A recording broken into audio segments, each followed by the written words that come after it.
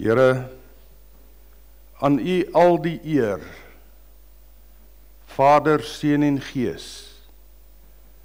Dankie dat ons as U kinders hier by mekaar mag wees.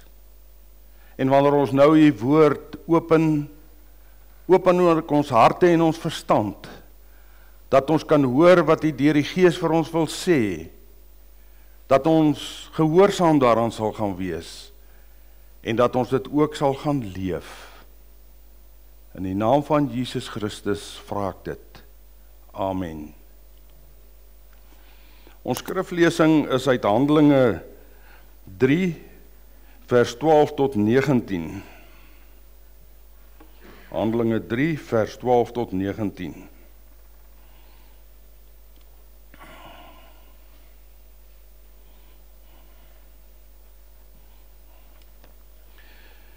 Toe Petrus dit sien, het hy hulle toegespreek. Israeliete, hoekom is julle hieroor verbaas? Wat staar julle ons so aan asof ons deur ons eie krag of vroomheid gemaak het dat hierdie man loop? Die God van Abraham, die God van Isak, die God van Jakob, die God van ons voorvaders, het aan Jesus sy dienaar goddelike eer gegee, aan hom vir wie julle uitgelewer en voor Pilatus verwerp het toe hy beslis het dat hy vrygelaat moes word. Hy was heilig en opreg, maar julle het hom verwerp en gevra dat daar vir julle 'n moordenaar begenadig moet word. So het julle hom, die leidsman, na die lewe toe doodgemaak. Maar God het hom uit die dood opgewek, en daarvan is ons getuies. Deur die geloof in sy naam het hy die bene van hierdie man wat julle sien en ken, sterk gemaak. Die geloof wat van hom kom, het die man volkome herstel, hier voor julle almal. Nou weet ek, broers, dat julle net soos julle leiers in onkunde gehandel het. Tog het God reeds vroeër by monde van al die profete aangekondig dat die Christus sou ly. So het hy dit nou laat gebeur. Daarom bekeer julle en kom tot inkeer. Dan sal God julle sonde uitwis. Ons lees tot sover.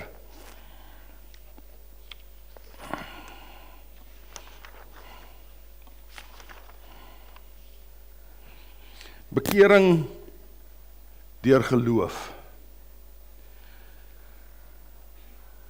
Ons lees net 'n paar verse vroeër dat Petrus en Johannes by die tempelpoort, wat mooi poort genoem is, verbystap.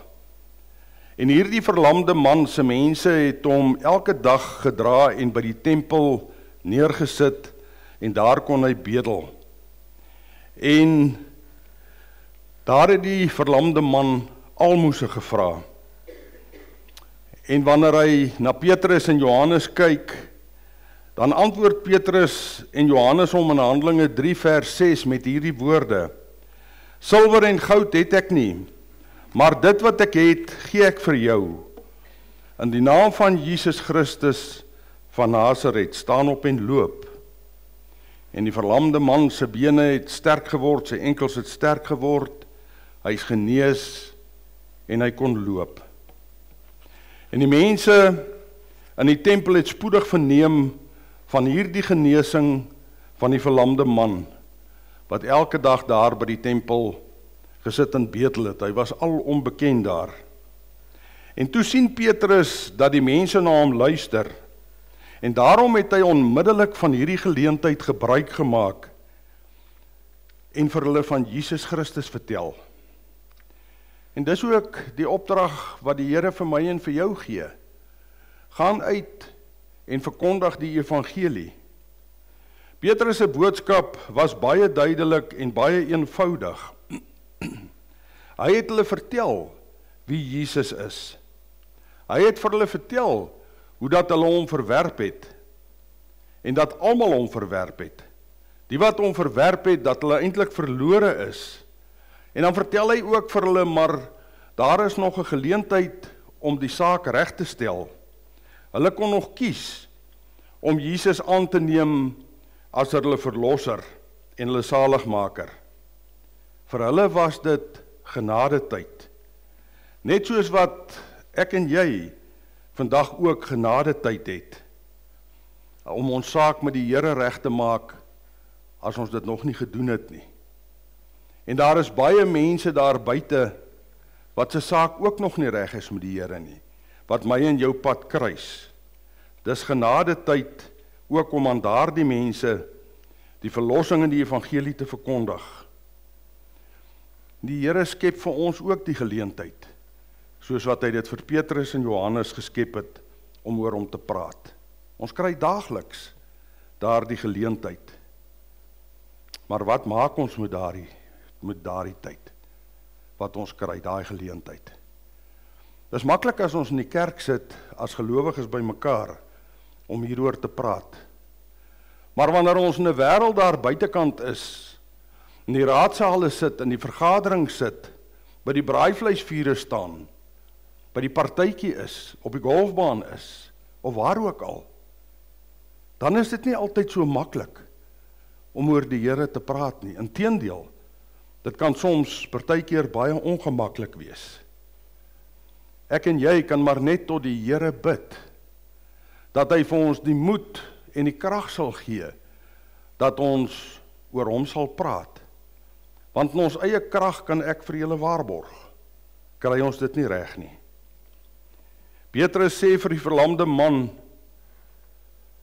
dis nie deur hulle buitengewone kragte, Petrus en Johannes, of hulle eie godsdienstigheid, dat hierdie verlamde man gesond geword het nie. Hulle is nie wonderwerkers nie. Hierdie genesing het slegs deur die krag van Jesus Christus plaasgevind. Dis hy wat hierdie verlamde man se bene laat sterk word het, dat hulle weer kon loop. Dan bring Petrus ook Jesus se optrede in verband met God, wanneer hy sê dat God vir sy dienaar Jesus nou goddelike eer gee. Dit is nadat Jesus vroeër deur die Jode aan Pilatus oorgelewer is. En om te bewys dat Jesus nie 'n nuwe godsdienst daarstel nie, verbind Petrus ook dan Jesus se optrede aan die God van Abraham, die God van Isak en die God van Jakob. Jesus word ook God se dienaar genoem, die een wat sy Vader se wil hier op aarde kom doen het. Die Romeinse gouverneur Pilatus wou Jesus nie kruisig nie, maar die mense, die Jode, het aangedring dat die moordenaar Barnabas vrygelaat moet word en dat Jesus in sy plek gekruisig moes word. En daarom word die skuld vir Jesus se dood vierkantig op die skouers van hierdie betrokke Jode geplaas. Jesus se onregverdige verhoor, sy vernedering, die gespot met hom, die marteling en uiteindelik die wrede kruisdood is juis deur hierdie Jode se toedoen. Maar dit het nie daar geëindig nie. God het Jesus opgewek uit die dood. En Petrus en Johannes sê dat hulle is getuies daarvan.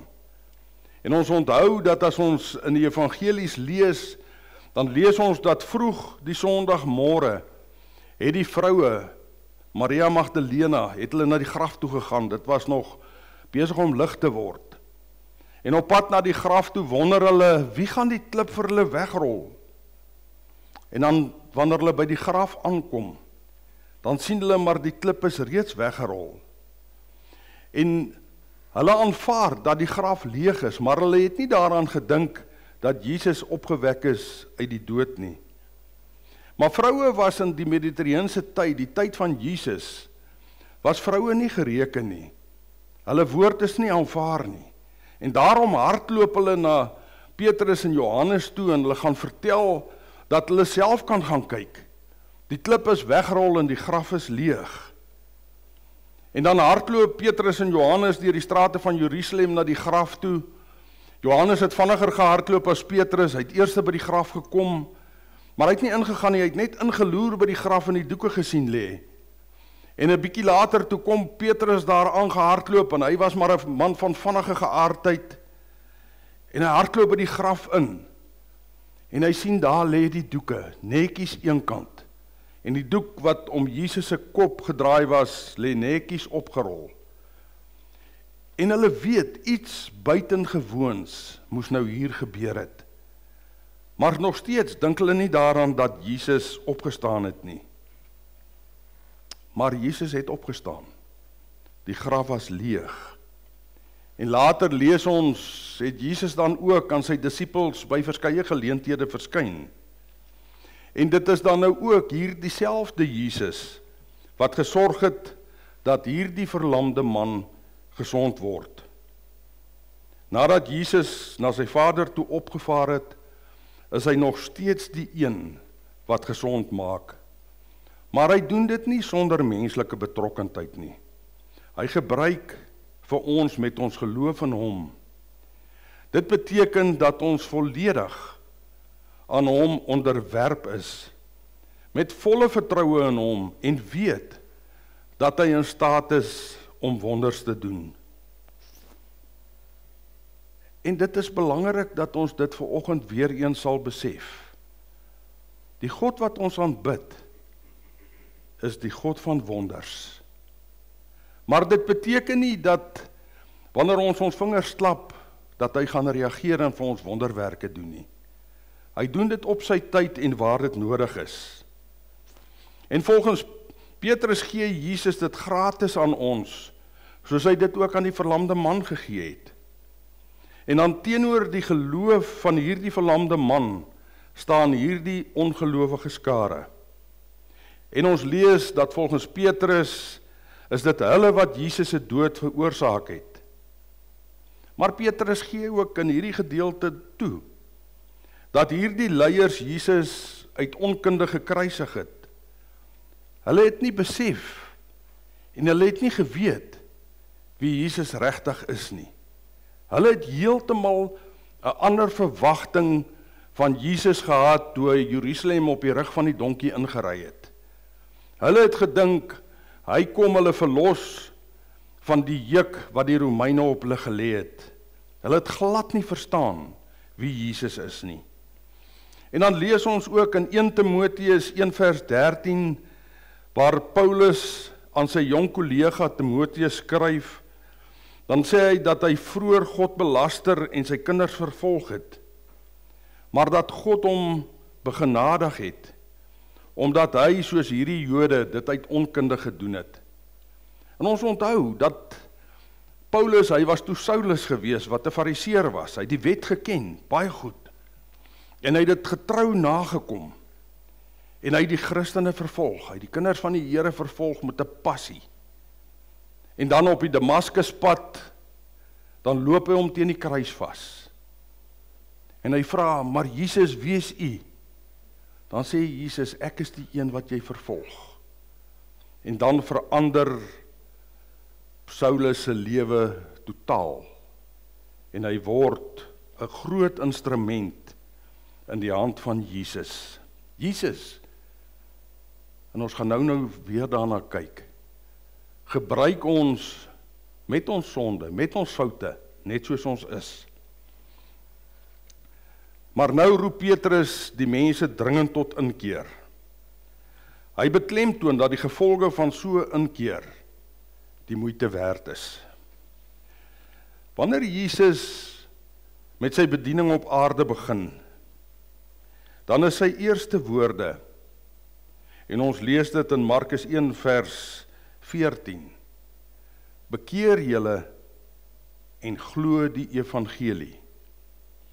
En dit is die opdrag vandag nog, en die oproep aan die mensdom. En die Here wil vir my en jou daar gebruik, met hierdie woorde, wat ons ook vir die wêreld moet gaan vertel. Bekeer julle en glo die evangelie. Die Here wil vir ons gebruik, om ook hierdie boodskap uit te dra. Maar wat beteken dit? Bekeer julle. Dit beteken, draai weg van die wêreld af. Draai na God toe. Ons lees in Openbaring 3 vers 20, Jesus se uitnodiging, ook oor hierdie bekering. Wanneer hy sê, kyk, ek staan by die deur en ek klop. As iemand my stem hoor en die deur oopmaak, sal ek by hom ingaan en saam met hom die feesmaal hou en hy saam met my. Die wêreldse dinge soos geld, sekuriteit, status, aansien, besittings. Dit word soms die fondamente van die mens. Dis alles wat hulle dink wat hulle nodig het in die lewe. En met so 'n lewenshouding maak hulle dit hulle onverskillig teenoor God. Maar dit gee net tydelike bevrediging. En dit is wat ook in hierdie gemeente in Laodicea gebeur het in Openbaring 3. Hulle het na die verkeerde dinge toe gestreef.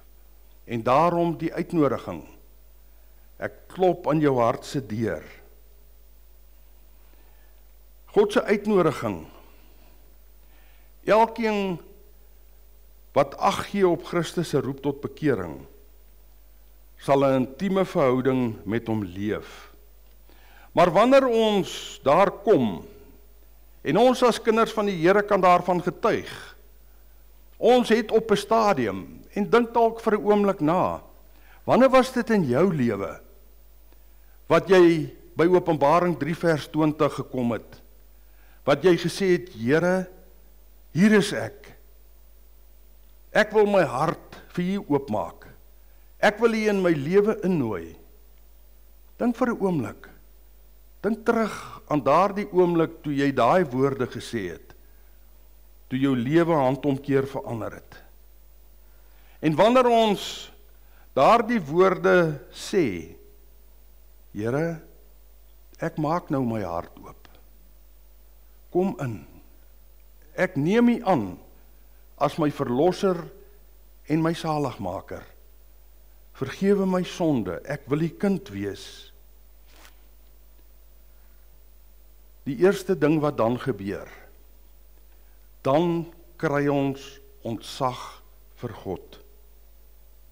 Dan kry ons 'n nuwe respek. Dan wanneer ons oor God dink en oor God praat, dan is dit met ontzag. Want hy is die enigste ware God wat daar is, die Almagtige, die Vader, Seun en Gees. En ek en jy, wat dit ken, en as ons terugdink, ek kan onthou my ouma en my oupas, maas en paas, die ontzag wat hulle vir God gehad het. Ons kon dit sien, want hulle het dit geleef. En ek en jy, en ouma en oupa, wat hulle pad geloop het in die lewe, pad saam met die Here gestap het, ons moet ons kleinkinders en ons kinders daarvan leer. Want hulle moet dit ook aan hulle kinders weer gaan oordra. En wanneer ons hierdie uitnodiging van die Here aanvaar, dat ek my hart vir hom oopmaak, dan verander my lewe radikaal. Dan word die woord my padkaart. Die beginsels word die riglyn vir ons lewe. En dan draai ons weg van die wêreld, want ons het 'n ander stel beginsels waar volgens ons dan leef. Dan leef ons in dankbaarheid. Dan leef ons 'n lewe waarin ons lewe die eer aan die Here wil gee. En ons kan elkeen getuig dat ons lewens nooit weer dieselfde was nie. Net soos wat Paulus getuig, dat hy 'n passie gehad het om vir die Here te lewe, nadat hy die Here persoonlik leer ken het. Jesus kom sê vir ons, glo die evangelie. Die goeie boodskap van God is dat die heerskappy van God oor die bose nou deur Jesus se bediening en woorde aangebreek het. God se heerskappy word nou sigbaar en daarom moet mense hulle nou bekeer en hierdie goeie boodskap ten volle aanvaar. Ons lees in Hebreërs 11 vers 1, daar praat hy oor om te kan glo. En dan lees ons daar hierdie woorde, om te glo is om seker te wees van die dinge wat ons hoop, om oortuig te wees van die dinge wat ons nie kan sien nie. En dan moet ons dit ook gaan leef, al kan ons dit nog nie sien nie. Ons lees in Hebreërs 11 vers 6, as 'n mens nie glo nie, is dit onmoontlik om te doen wat God wil. Wie tot God nader, moet glo dat hy bestaan, en dat hy die wat hom soek, beloon. Nou wanneer ons oor geloof dink, en oor geloof praat, dan besef ons, dat wanneer ons lees van God die Vader, Jesus Christus die Verlosser, dat dit nie 'n stuk teorie is, wat daar ver van ons af is, wat ons net van lees nie. Inteendeel, God is so naby, dat as ek my hand uitsteek, dan kan ek byna aan hom vat.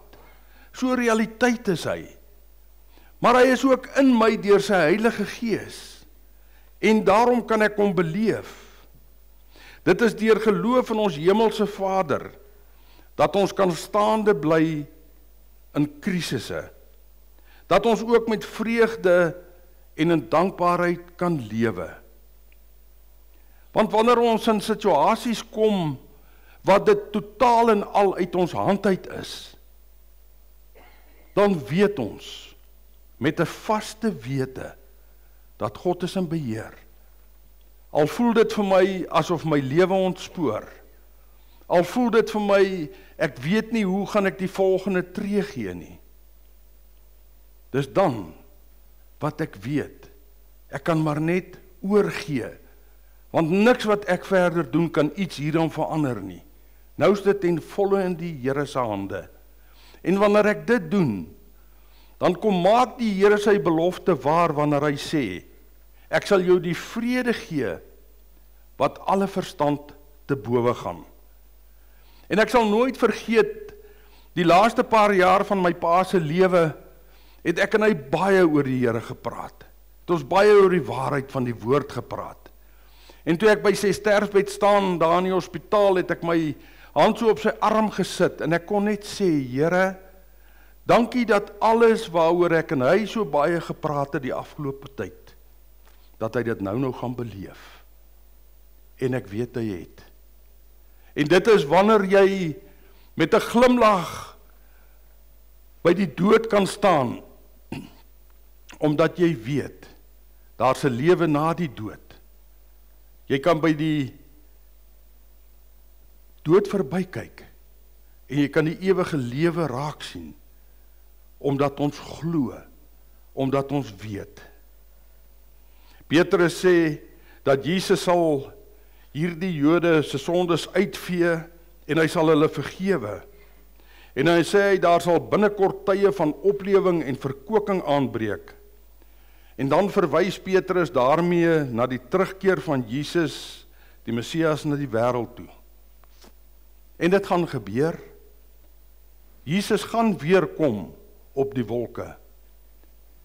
Maar dan gaan genadetyd verby wees.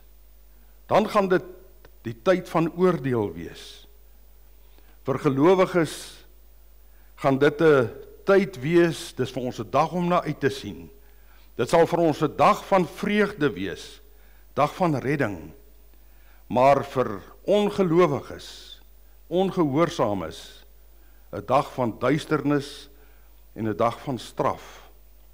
En daarom is dit so belangrik dat ons hierdie genadetyd wat ons het, dat ons nie roekeloos daarmee sal wees nie. Elkeen van ons het die opdrag om die evangelie te gaan deel in die wêreld daar buitekant. Maar wanneer ons oor hierdie opdrag dink wat die Here vir ons gee, dan dink ons soms maar, hoe kan ek dit doen? Ek die een wat al die verkeerde dinge doen, wat die sondige een is. Hoe kan ek dit doen? Ek doen so baie dinge verkeerd. En mense sal jou ook baie graag daaraan wil herinner, vir jou sê, man, hoe wil jy oor die Here praat? Kyk wat doen jy?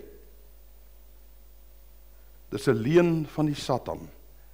Die Here wil my en jou gebruik, net soos wat ons is. Want die waarheid is, dit maak nie saak wat ek en jy in ons lewens verkeerd gedoen het nie. En ek praat partykeer met mense en ons sit in mannebedieninge en dan sit daar oomies van in die 80 wat nog steeds skuldig voel oor goed wat hulle gedoen het toe hulle 20 jaar oud was. En dit druk hulle in die grond in. Terwyl die Here sê, ek vergewe jou en ek spreek jou vry. En ons moet dit net aanvaar.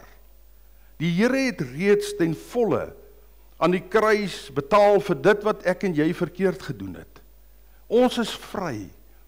Ons hoef nie meer toe te hou nie, ons kan ons hande in die lug opsteek en sê, Here, ek hoef niks toe te hou nie, ek is vry, want U spreek my vry.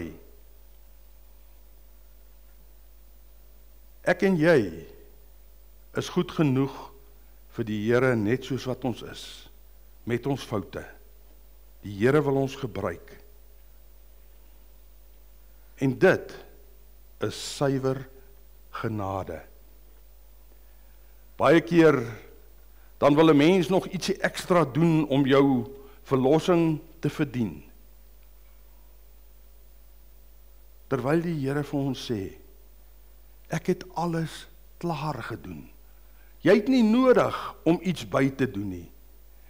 Jy het nie nodig om nog ander goeders te doen en eers teologie te gaan studeer. Nee, die Here wil jou gebruik net soos wat jy is. Ons moet net gewoon om aanneem as ons verlosser en saligmaker en dit aanvaar, want die prys is betaal. Ons kan niks bydra tot ons verlossing nie. Alles is reeds gedoen. Wanneer ons goeie werke doen, dan is dit gewoon net 'n uitvloeisel van die verlossing wat die Here vir ons gegee het. Dan word die seën wat die Here vir ons gegee het, 'n seën verander. Nou daar was 'n klompie jare terug 'n man met die naam van Louis Malherbe. Julle kan dit gaan Google, sy seminare wat hy gehou het. Hy het die beeld gebruik van 'n koppie. Het gesê die Here seën jou, dis soos 'n koppie wat vol word. En wanneer daai koppie vol word van die seën en dit loop uit in die piering, dan kry die piering van daardie seën. En wanneer die piering vol word en hy loop oor op die tafelkleedjie, dan kry die tafelkleedjie van daardie seën. En dit is wat ek en jy moet wees. Die seën wat die Here ons gee, moet uitloop in die piering sodat ander mense daarvan kan kry.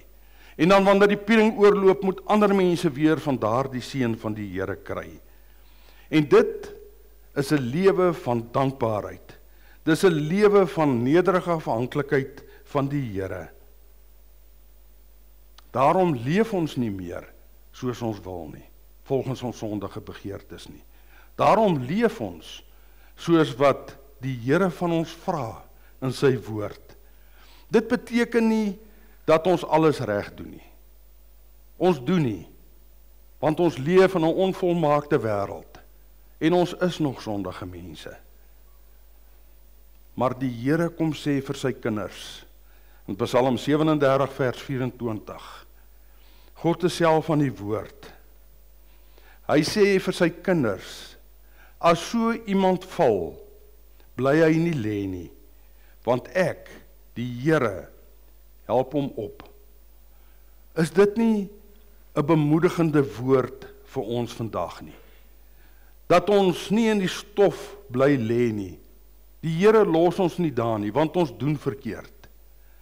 Maar wanneer ons by hom gaan sit en ons bid en ons vra, Here, ek is jammer, vergewe my, dan sê hy, ek self, die Here, sal jou ophelp.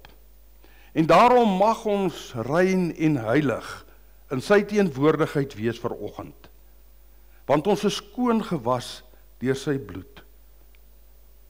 Die mens word opgeroep om hom te bekeer en om te glo.